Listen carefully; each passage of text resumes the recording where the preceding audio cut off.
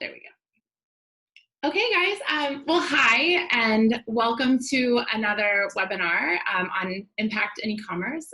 My name is Mel Libby, and I'm the Chief Impact Officer here at Shop for Good by DailyKarma. And, you know, the purpose in this webinar series has been to shine a light on different aspects of giving back through your e-commerce store, whether it's picking a charity or different campaigns that you can support. And today's topic is really something that I'm really excited to kind of dive deeper into it, and especially with the panelists that we have joining us, Shaney, Joe, Felicia, and Rachel, all bringing these perspectives, not necessarily from the brand side, but from the agency side and from directly from the nonprofit side, which I think is so critical, because as we move into today's topic, which is, you know, how to run an impactful breast cancer awareness campaign in October, I think that there's a lot to unpack there. Well, it's not just about like pink ribbon products. It's about like creating really authentic campaigns that are empowering these and moving this cause forward. Because I think at the end of the day, like, you know, we think about cause marketing. We think about like, what is the thing that we should be supporting with our brand this month? What is that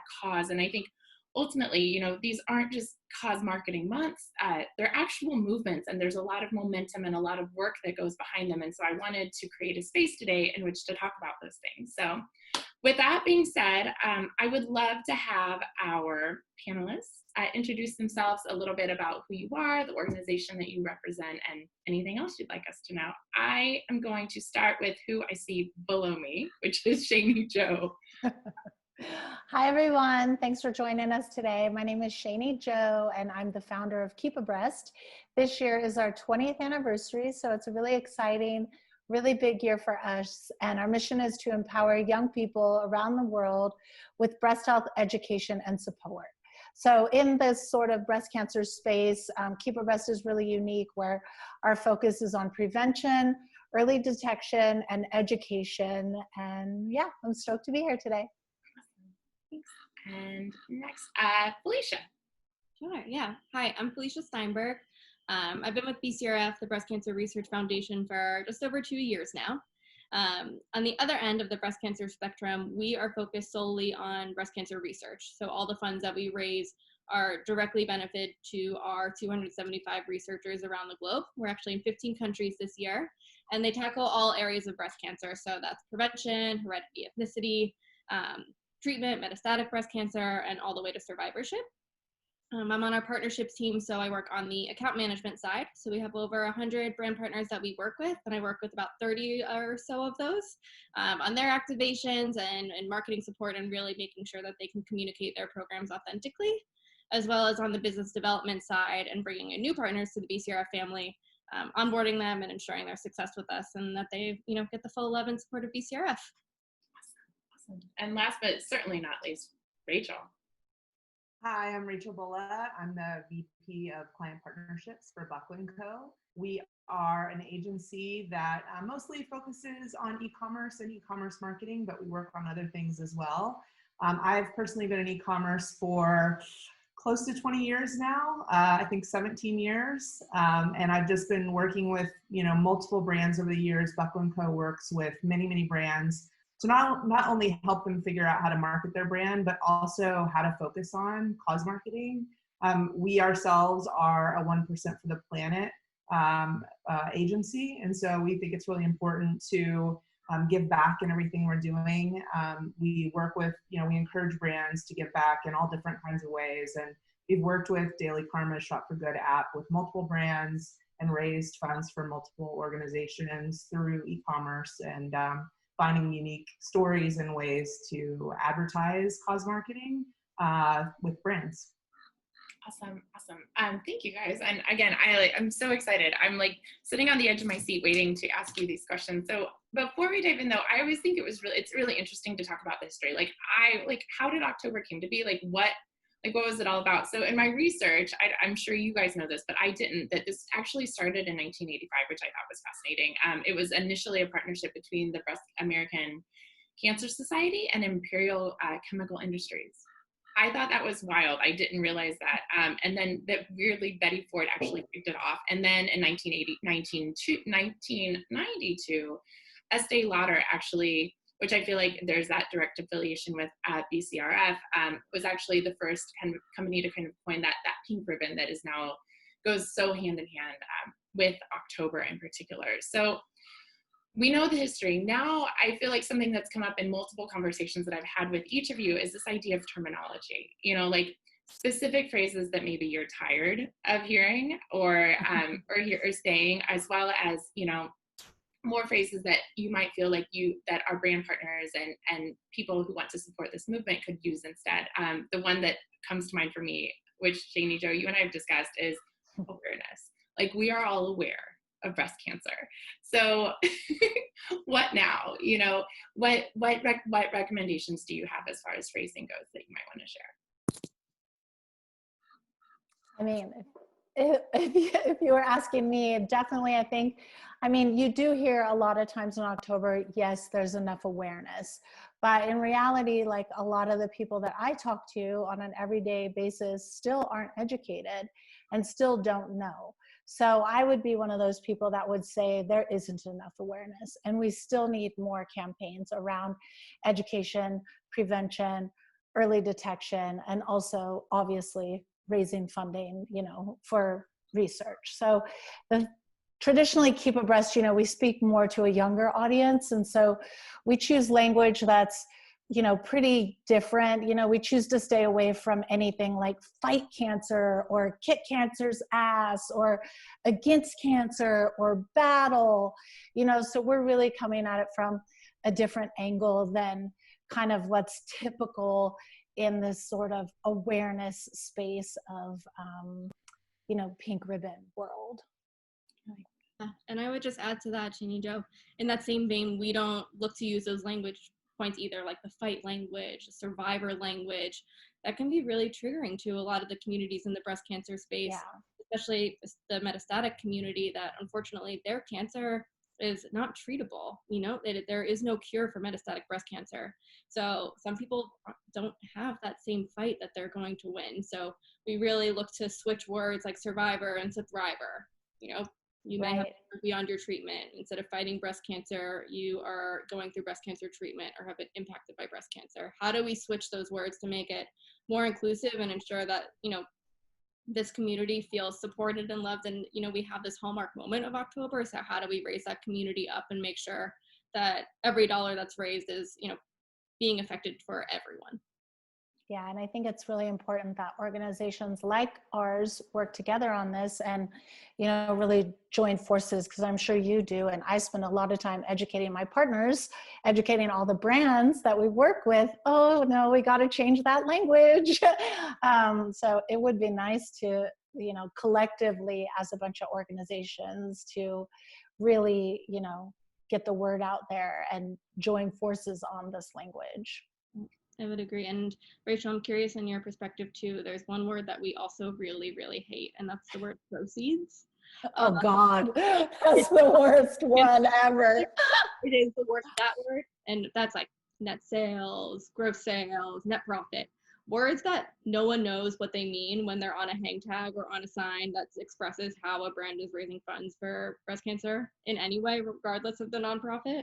So really making sure that when we launch our partnerships, they understand when you're speaking about our program, please make sure that your customer knows how their purchase will or will not impact the donation that's made. And, making sure that it protects the brand, the customer, and the nonprofit. I think that part is so important. I really encourage brands to always tell the stories of what's actually happening with any of these campaigns they do. So you can say, we're going to give 10%, which is a little bit better than saying we're going to give proceeds. But at the end of the day, if you don't follow up with people and tell them what happened with that 10% and use your brand platform to tell the stories of the nonprofit or the organization that you're donating to, and really make sure that people know exactly where that money is going. I just feel like that is so, so important. In terms of using the word awareness, I feel like so many people are now aware of breast cancer, but here I am as a 40-year-old woman who needs to have her first mammogram in a couple weeks, and I still am not exactly aware what would happen if I were to have something come up. I have friends that have gone through breast cancer treatments. And, that if you do find out that you might have something to be worried about, you might be aware of breast cancer, but that's where it stops. You don't really know what to do next. And so I would love brands to help organizations get the word out about what breast cancer really is, the different types of breast cancer, the different stages that there might be, the different treatments you might have to go through, and how to support women and educate them before they even get to that place. So yeah, I'd like to see a lot more people talk about things other than awareness. And personally, I love boobies. I love that everyone is starting to talk about that and use that. And it's more of like a positive way to not say, fight cancer, or just to not even talk about cancer as the first thing. How do we not use breast cancer as the first thing? People are automatically gonna, see I love boobies and be like, well, what is that about? If you're a male, if you're female, it's also kind of a tongue-in-cheek way to get more people involved, I think.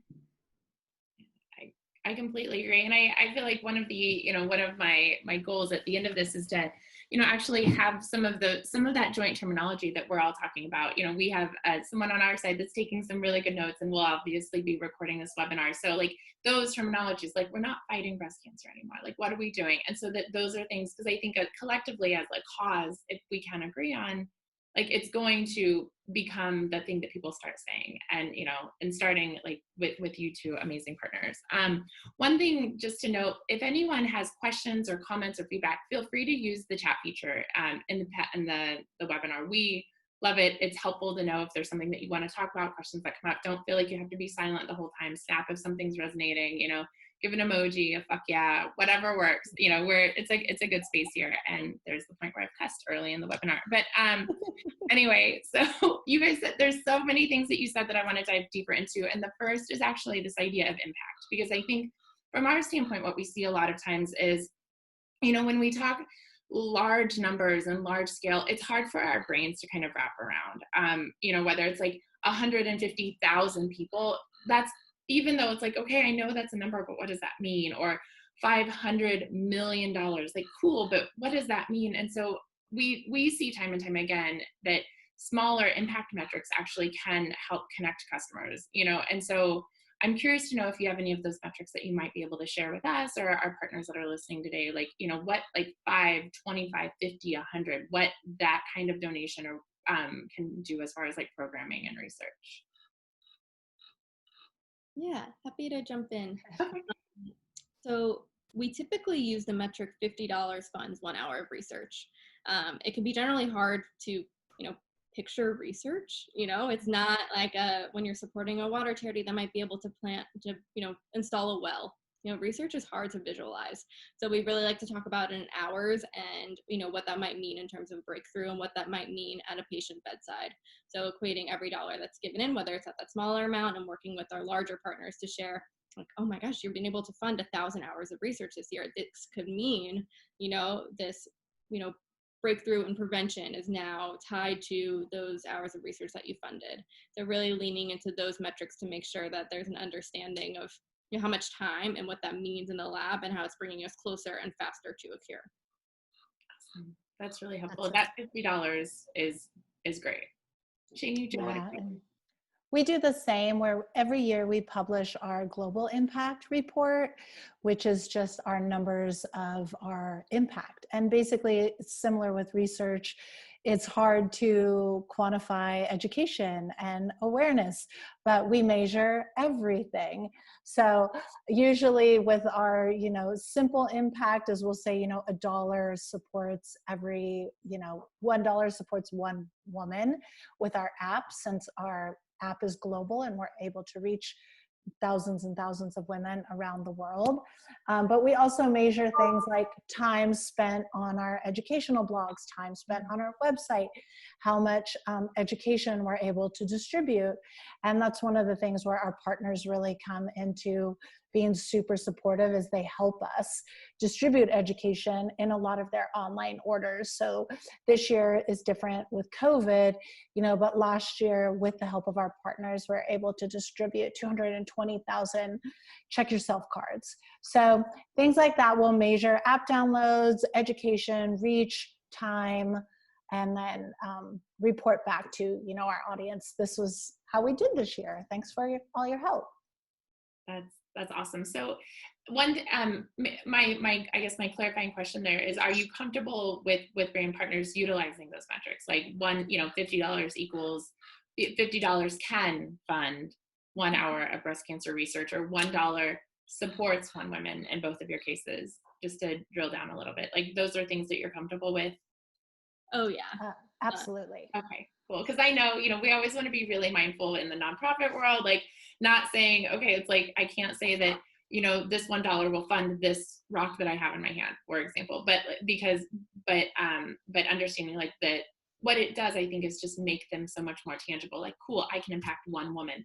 Cool, I can impact 1 hour of research. Like, that's amazing. And I think it personalizes the experience much more. And that actually kind of brings me to one of my next questions is like, and everybody's kind of dancing around this a little bit, is like, breast cancer impacts everyone. It's not just like, for me, when I first heard about breast cancer, it was my Nana, it was my grandma, it was like, it used to be like along that was our association with it, but we're realizing that it's impacting everyone. And I'm curious to know if there's a particular like subtopic that you all are particularly passionate about that you'd like to shine more light on, or have your partners kind of give more light to.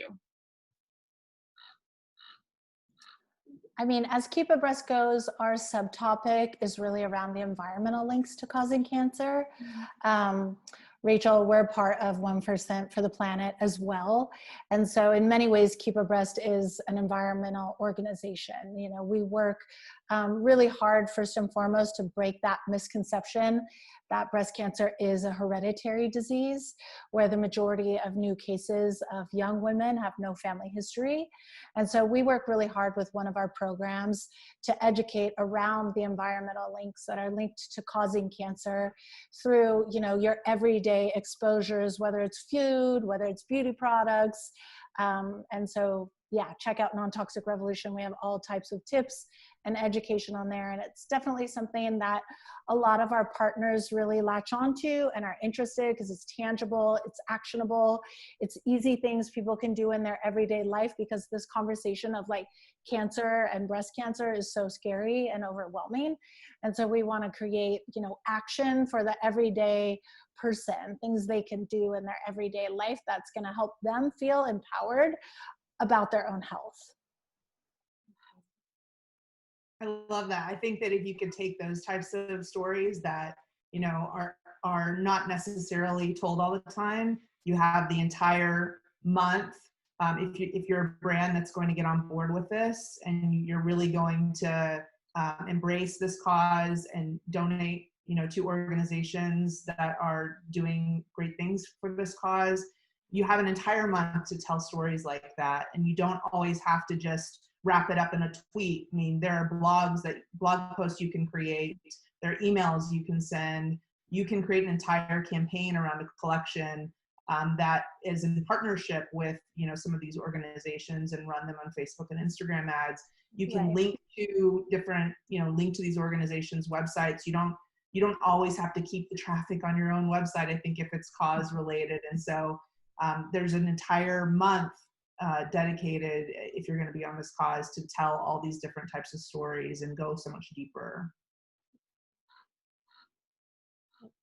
Felicia, is there anything you wanted to add there? I see you nodding, so it seems like it's resonating. Is there anything that you wanted to add there? From our end, we focus solely on research, but there are so many aspects of this disease that there is to talk about. And our sub-messaging really is being that, that ally and that resource to arm you and arm our partners with all that information. So if you are a young women's brand and you want to speak about prevention, we have researchers around the globe that are covering that, and that we can arm you with health and wellness tips to really communicate with your audiences, with your employees, to make sure that they have everything that they need to understand how to, help their own personal health and their own breast health, and making sure that, they can communicate this with their customers. So it's more so, there's a lot to focus on, and we have that ready and available, and making sure that it's really authentically communicated.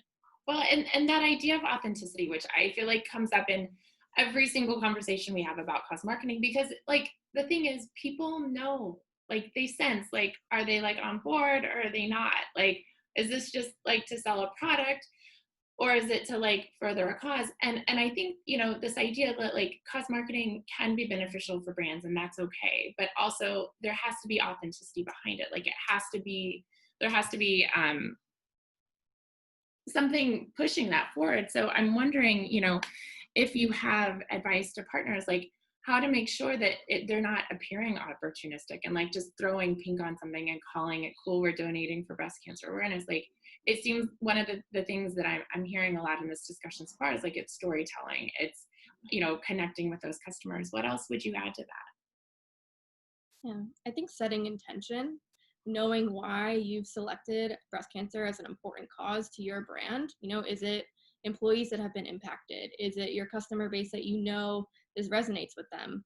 And what impact do you want to make? Is it a certain number of, you know, research hours that you're looking to fund? How are you communicating that? And then how are you rallying those communities to get involved and not just put that pink ribbon on that bracelet or that product?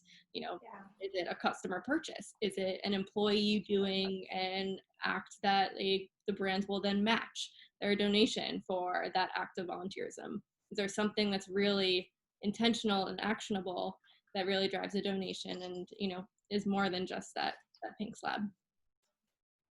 Yeah, I mean, the same, it goes down to relationships, making friendships. You know, we want to create relationships and friendships with the brands that we work with that are long-term.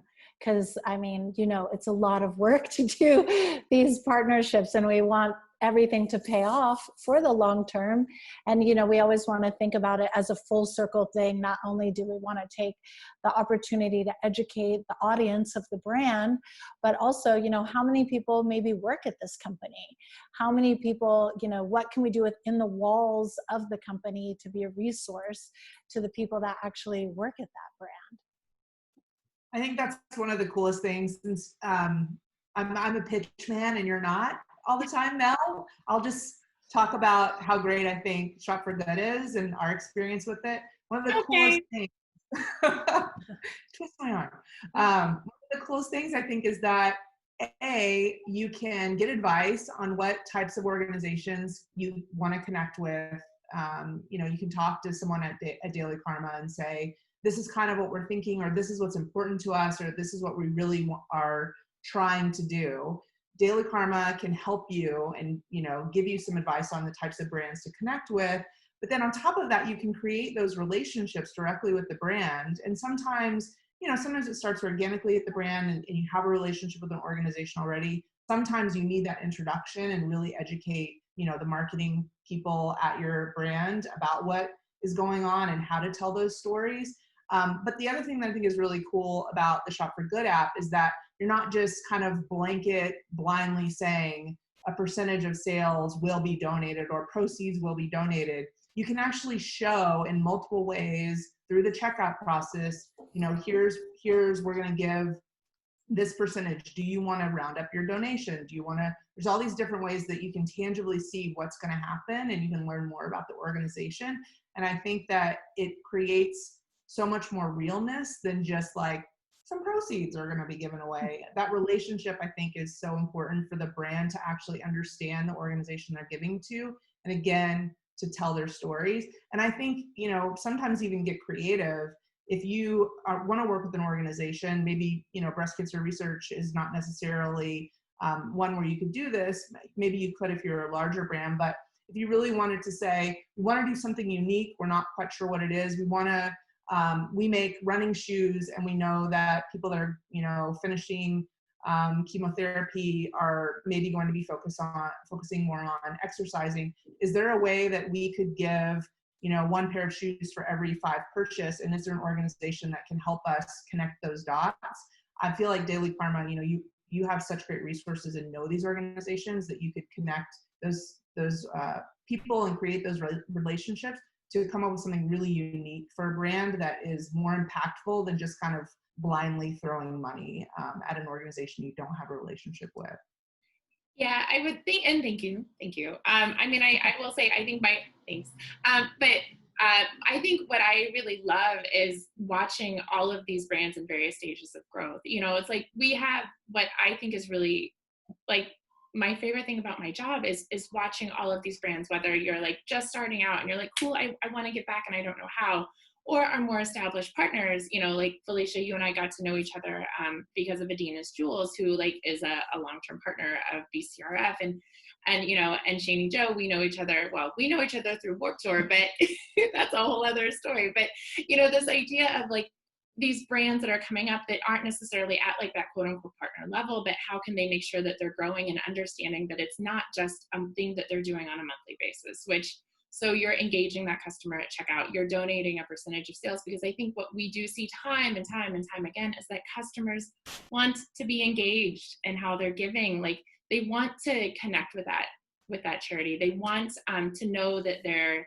purchase is mattering. And so whether or not they're, you know, like multi-million-dollar company, or maybe they have 5 sales a month, that brand still wants to connect. And I think that's what's so fun about working with organizations that like yours, that value those value brands of all sizes. Like ultimately, you know, and that's kind of, I feel like where we fit in, is that sweet spot of like helping them grow into those larger scale partnerships with you guys. But I want to, and so thanks, Rachel. But one thing I do kind of want to go back to is like, so we've talked about like loosely, like these ideas like products, percentage of sales, you know, there's so many different ways to like actually like get your hands on crafting that campaign. So, you know, do you, you know, sometimes people will do blanket, like a percentage of all proceeds, a percentage of all sales for a month will, you know, be donated to breast cancer organizations, or maybe they'll partner with just 1 or 2, or they'll do a particular product or collection. Do you have preferences, or, you know, what do you like to see, you know, whether it's percentage of sales or particular products? Do you see things that work better than the other, or does it really just vary based on the brand? Yeah, I would say, you know, every dollar counts. That's first and foremost, every dollar counts. And really we're making it back in terms of research. However, I think those campaigns that involve the customer and show the meaningful give from the brand are the most impactful. So customers, as you said, they want to give and support the brands that they love, supporting the causes that are important to them. So we always try to recommend doing a percentage tied to sales, or a dollar amount given tied to sales. That way the customer can really get engaged, make that purchase, and know that they've made an impact. And even like our partners at Adina's Jewels, like you mentioned, they actually do a customer donation at checkout through DailyKarma, but the brand itself then matches those donations, and that's part of the messaging. So having those abilities to see what the customer is going to do and what the brand is going to do is really important and really engaging in terms of, you know, how they're going to make an impact, and that impact messaging that you can speak about even after October. So you can continue to engage your community because they actively made a difference in how you fundraise for breast cancer during the time of October. And that can be done year round. So there's a lot of communication that can happen from them, and a lot of impact that can happen from after that point. Same. Yeah, I 100% agree with Felicia. And then we have, at Keep-A-Breast, we have different programs. So it's one of those conversations that I do have, especially with big brands and with smaller brands. If they want to, you know, restrict their donation to a specific program, then we can kind of go down that path of like, okay, do you want to restrict it to Non-Toxic Revolution, the Keep-A-Breast app? We have a new grant program that we just launched. And then we can tell those stories a little bit tighter, as opposed to like, you know, your donation supports the Keep-A-Breast Foundation, which of course is great, but some brands really want to go down to that dollar, and knowing that like every dollar from that customer is directly going to a specific program. And so it's really great to be able to have the opportunity to have a brand that is interested in really telling those stories. The only other thing I would add is that, you know, the product, if you are doing a product campaign, it doesn't have to be pink. It sounds blue, but they'll come to us and they'll say, you know, does it have to be pink? Does it have to have the BCRF logo on it? Does it have to have no? And the answer is no. If your customer, you know, does not shop pink, use a best-selling product that you know that they love and have it tied to BCRF, have it tied to that nonprofit that you know they're going to support. So it doesn't always have to be pink, but let it be something that you know is really going to make an impact. Yeah, I was actually just talking to Mel this morning about a chocolate company that I have worked with, and I was like, they don't have to make a pink; they should make a boob chocolate. Let's get people buying a boob chocolate. I'll just say something a little bit radical for any of the brands that are on. They're gonna probably get sweaty when I talk about this, but now I'll pitch on your behalf at the organization level. I've run a few campaigns that were really impactful for particularly giving back to the Australian fires and wildlife that need to be saved there. And so we did some calculation with the brand to really figure out like how much does it cost to acquire a new customer, and acquiring new customers was so important to them that they only really had customers buying 1.5 to 2 times over their entire customer lifetime journey, and so their lifetime value was pretty small. And so acquiring a customer was really, really important. And so we did some math and tried to figure out, is it worth it to get people to know this brand because of this cause and give 100% to animal rescue teams in Australia, and find a way to get people to understand how important saving animals is to us? Or should we give 50% and maybe not have as much of an impact? Ultimately, they ended up giving 100%. And the amount of money that was raised was insane. I mean, I think they ran like a couple week-long campaign and raised $100,000 to give to this organization. And the cost per acquisition, typically would have been $25, $30 on a Facebook ad, and it was like $1.50. It cost them so much less to acquire these customers and get their email addresses and have them in their system. And they got a ton of press around it. They were picked up by all these different Forbes, and they got really big articles written about them. And so I would just say that if you are really trying to acquire customers and you can find a way, even if it's just for one day of the month, maybe you have a collection and one product is 100% or 50%, if you can use that as a tool to give to these organizations that you genuinely want to support and care about, there are other ways to use that as a marketing vehicle at the same time and to get your customer cost per acquisition down really, really low. Absolutely. I mean, to that point, it's something that we are, I feel like kind of teeter that line on our side between like compliance and technology and marketing. And one of the things that we've also seen is that sometimes when brands do take kind of radical stances, or they'll do a radical move like 100% of all sales, it does inadvertently become that acquisition tool, which does benefit the company, which means they can then continue to give back. Like that's the thing. Like if everybody's winning in these situations. And so the example that comes to mind for me is like they saw, this particular partner saw an increase in new customers by 42%. Wow. Like in that day, and an increase in sales by 200%. They just did a day-long campaign, but it was one of those things. So they were able to actually give double the amount that they were planning on giving. This was to a racial justice organization. But they also, it ended up being this, and like it wasn't set out to be this way. It was actually an accidental acquisition tool for them, but those customers engaged. And then, we were following it on social media as well, seeing those customers light up like, oh my gosh, this is the day I'm going to donate, or this is the day I'm going to, purchase. And I think that can be really powerful. Like they like in that instance, the causes were a bridge of connection. Like it was that point, you're like, oh wow, this brand is doing something radical, cool, I want to support them. Like I think being radical sometimes, when budget affords it or when margins support it, can be really powerful. And Rachel, like you just spoke to it as well.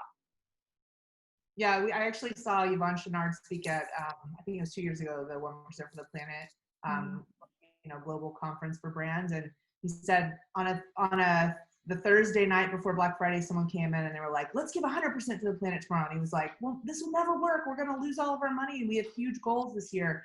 And he said it was the best Q4 they ever had. And he just said, if you do the right thing, the people will come. If you build it, they will come.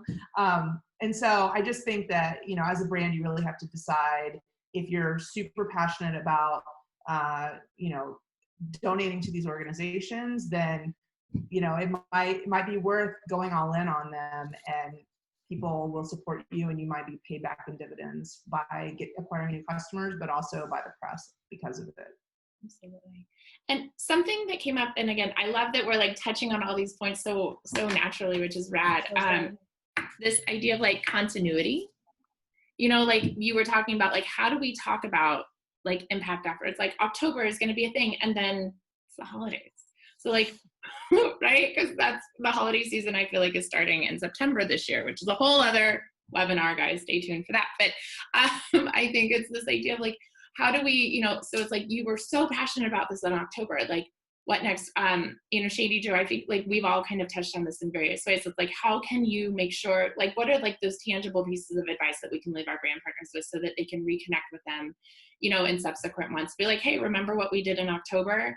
Like, do you have advice for how brands might be able to actually do it, whether it's like an email campaign or, you know, revisiting a product or something evergreen? Like, what do you like to see? Yeah, I mean, for Keep-A-Breast, we encourage all our brand partners to start early.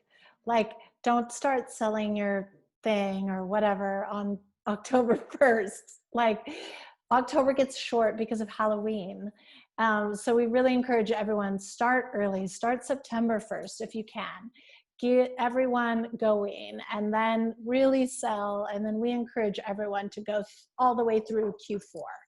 So sell through Q4, make it your, you know, Q4 fundraiser, not just October, and then to stay connected with us year round. I mean, there's so many different touch points around the year for events and campaigns and different things that we're doing that brands can be involved in, whether it's fundraising, whether it's participating in a campaign, or just another opportunity to reach out to their audience with education. I would agree. We definitely try to encourage to start before October 1. The market is crowded and for a reason.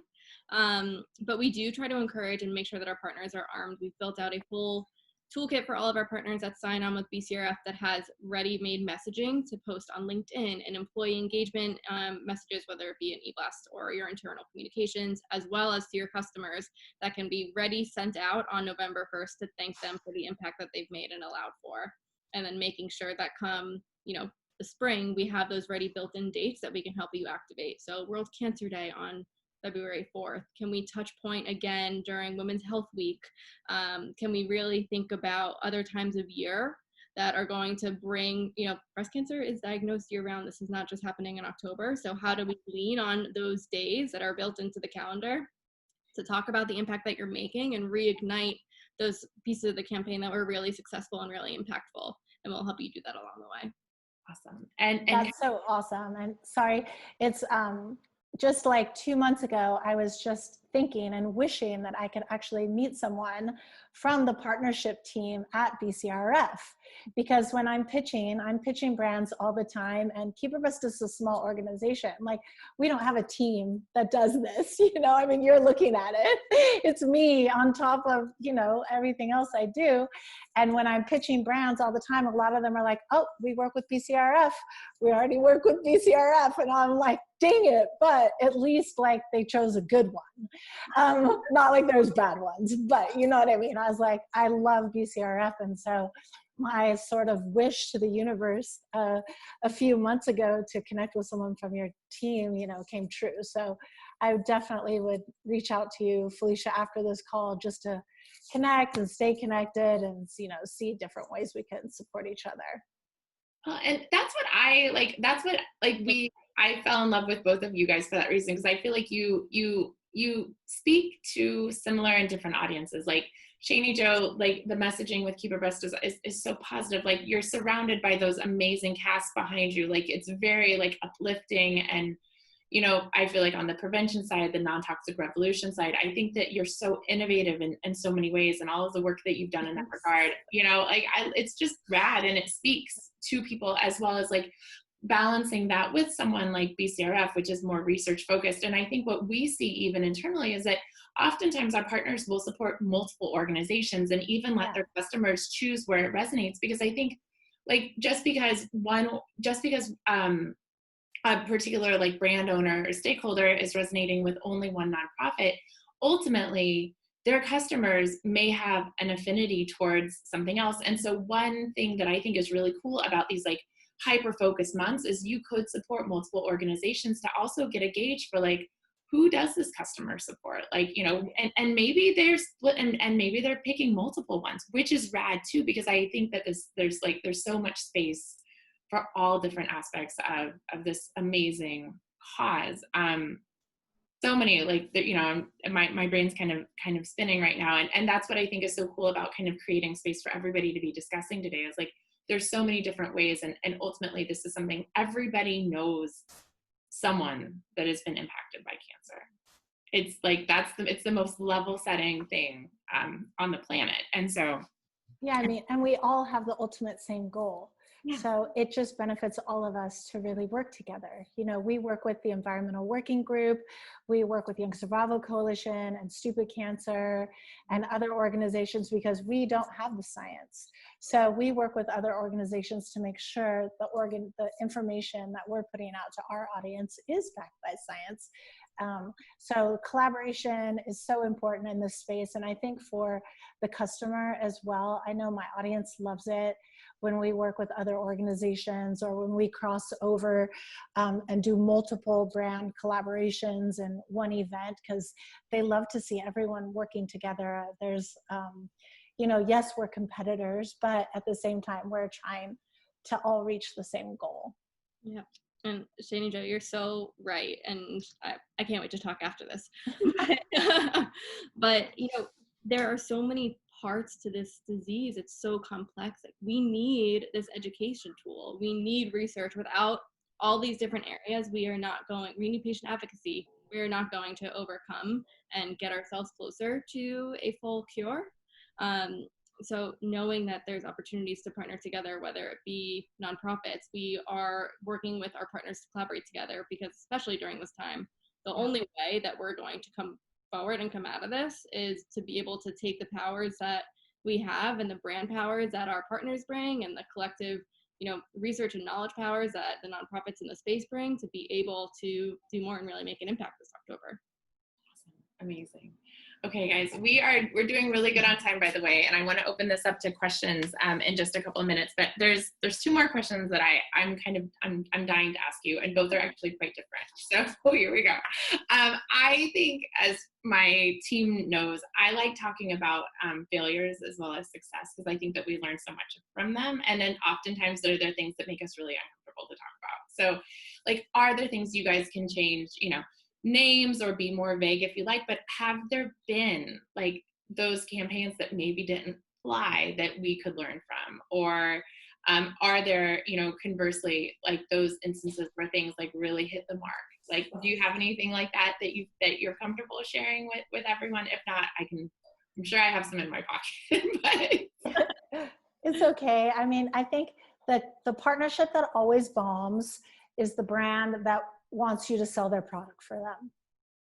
They're like, you have so many Instagram followers, if you post about it, you'll sell it. And I'm always like, you guys, you're supposed to want to support us.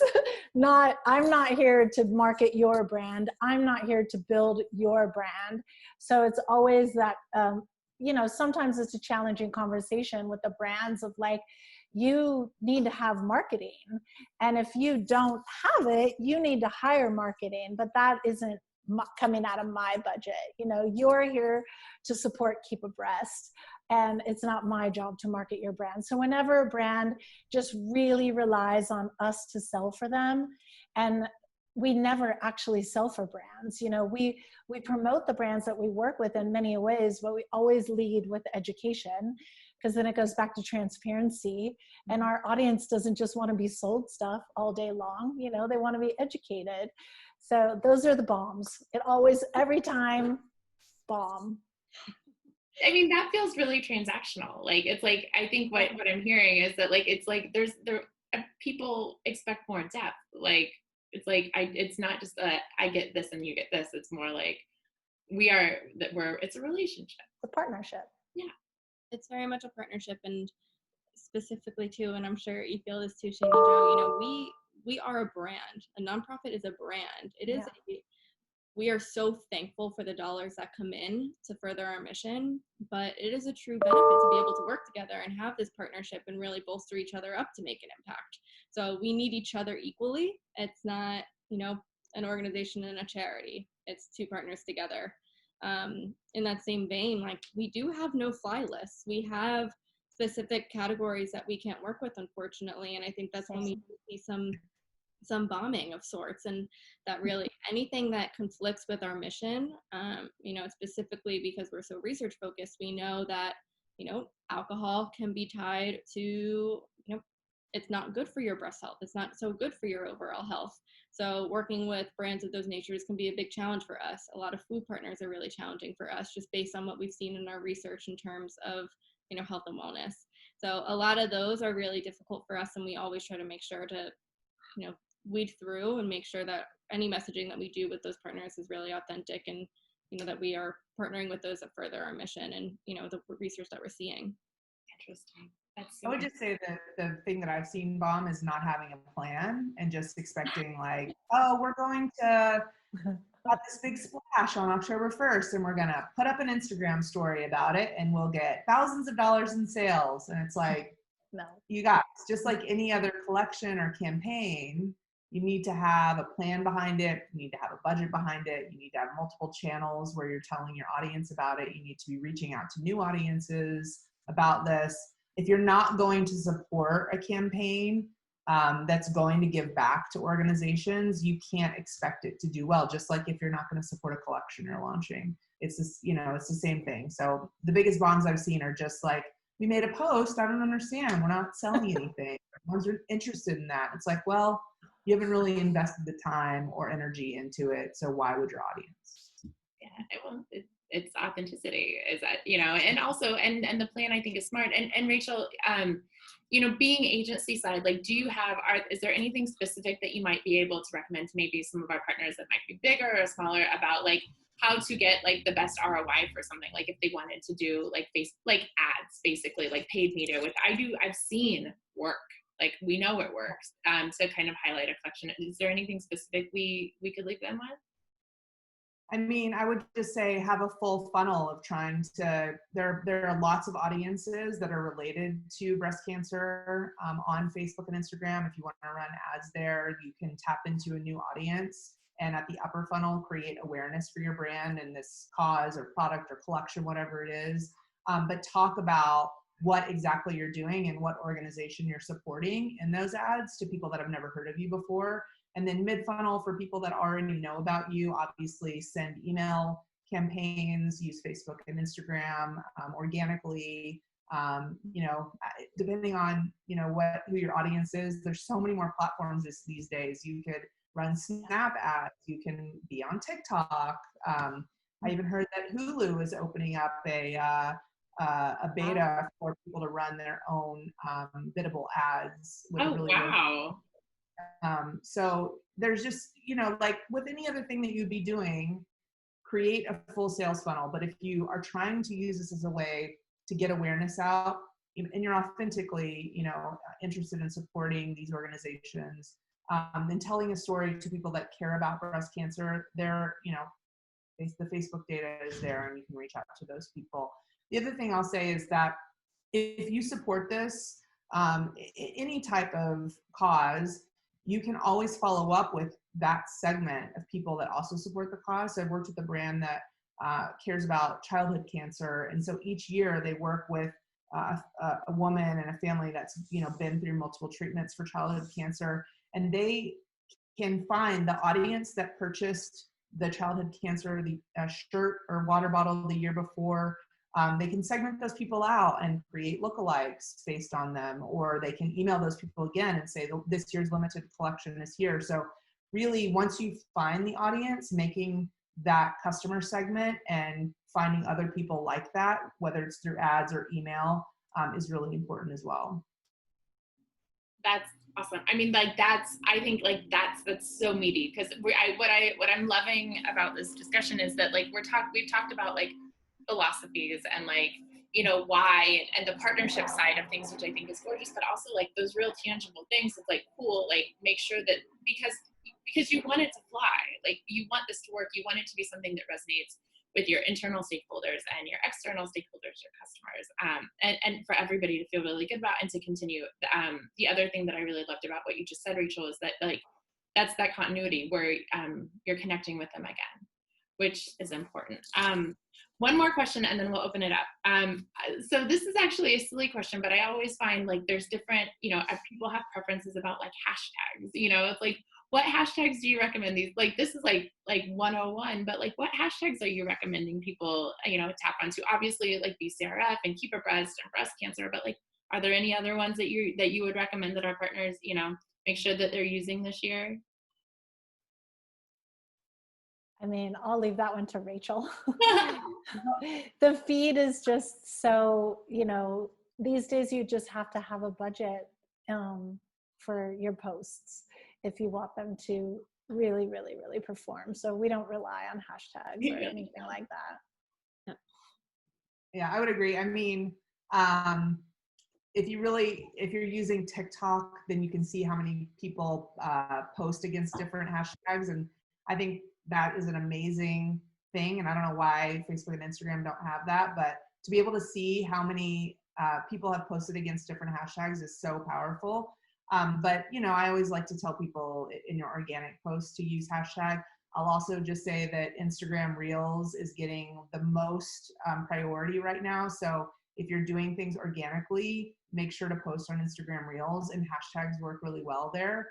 We have tons of brands that we're working with that have been shocked at how many views they're getting by posting Reels and putting hashtags on those. But I think anything that is around giving back, or breast cancer awareness month, you can certainly try to use those. But I agree with Shaney Joe that the name of the game these days is you've got to boost posts, you've got to have a media plan. You really have to get the awareness out there with a budget to make it impactful. Thank you guys. Anything, like, any final thoughts before we can open it up to questions? All right, I'm going to pop into Q&A. And it seems like, so Marissa, her thing is, you all are amazing for Felicia and Shaney Joe. Do you have postcards or information that if someone's interested in kind of maybe a deeper relationship, to include in actual packaging? Is that something that you offer partners? And that's always something that I could connect you with Marissa offline as well. But is that something that you do? Yeah, absolutely. I mean, last year it was huge for us. This year, because of COVID, we're not sending as much printed materials. We will, but it's not something we're offering. Where last year we really offered so many for no cost to our brands. And we're launching a new app on the 1st of September, the Keep-A-Breast app. So with COVID, we've really pivoted to digital downloads, digital messaging, download our app, as opposed to an insert of a piece of paper. Yeah. We have some hard copy materials available to partners as a benefit of being a part of our program, as well as pink ribbons that they can utilize in their packaging or campaigns. But of course, given COVID, it's really hard. We use our office space really as that storage center as well. So Yeah. It's really challenging. We actually just went into the office the other day to try to grab as much as we possibly could to mail out. But I will say, as a part of our program and building out a toolkit for partners this year, we wanted to make sure that they had print ready materials. So we put everything that we would typically send out, if it was of interest to our partners, in a print ready file that they can go ahead and print on their own. Unfortunately, we couldn't support and having that ready for them, but if they wanted to use their budget, they're more than welcome to use those materials in their packaging. Awesome. Any other questions from the chat? It's been great to see that things are resonating, like boob cake balls, and it's always fun to scroll these through. And does anybody have any other questions or things that they want to make sure that we cover? Okay, cool. Just now, if it's okay, that I feel like something that Felicia said earlier was so important, that breast cancer is still here, even with everything going on in the world. And I feel like it's even more difficult than ever for people that are going through treatments and have to be alone when they weren't before, or maybe, you know, talk to their doctor over Zoom for the first time, or, you know, even like getting a mammogram. And so if there are ways throughout the year, especially with all this that's going on, to educate people through your brand platform about the ways that individuals are impacted by not only breast cancer, but having breast cancer during COVID. You know, there's a lot of stories there that aren't being told, and a lot of people that are going through treatment don't want to, you know, have a platform, or don't even have the energy to create a platform for themselves. And so I think that if your brand has a way to impact people positively, tell individual stories, but also talk about how COVID is impacting people so much differently than, you know, just normal, and how much, you know, more challenging it can be, then I would love to see brands do more of that kind of storytelling.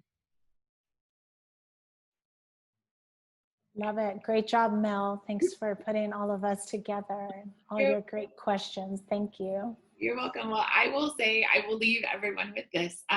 If there's something that you didn't want to necessarily like ask out loud, you'll get an email from us, both with, you know, a recording of the webinar, but also feel free to email us directly. I'm so thankful for our wonderful panelists that joined on, Rachel and Felicia and Shaney Joe. I have so much affection and respect for every single one of you, for our people, for our brand partners and attendees. Thank you for joining. You know, if there's anything that we can do, let me know. We will also be kind of following up with all of our Shop for Good partners with different ways that they can engage specifically with Keep-A-Breast and Breast Cancer Research Foundation this year, and some special kind of perks for being a Shop for Good partner. So thank you guys. We'll see you at the next one. Bye. Thank you so much for putting this together. You're welcome. Bye, guys. And I'll make sure to connect all of you guys as well. Yay. Thanks. Bye. Bye, everyone.